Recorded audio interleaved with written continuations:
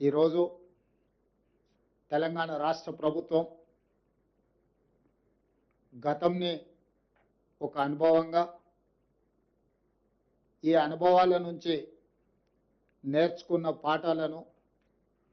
భవిష్యత్ ప్రణాళికగా మార్చుకొని 4 కోట్ల తెలంగాణ ప్రజలకు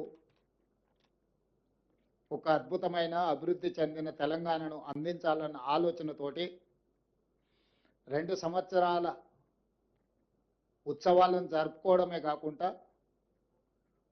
భవిష్యత్తు ప్రణాళికలను రచించుకొని భవిష్యత్తు కోసం పారదర్శకమైన పాలసీలను తీసుకొచ్చి ఒక పాలసీ డాక్యుమెంట్ని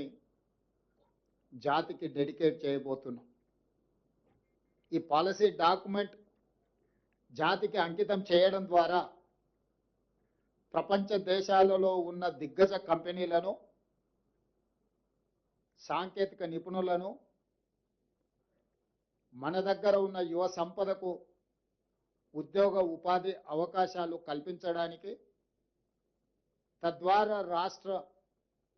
ఆర్థిక రంగంలో బలమైన ఆర్థిక రాష్ట్రంగా నిలదొక్కుకోవడానికి, తద్వారా ప్రజలకు ఇచ్చిన ప్రతి మాట సంక్షేమ పథకాలు అమలు చేయడానికి ఈరోజు మనము ఒక విజన్ డాక్యుమెంట్ని తయారు చేసుకున్నాం.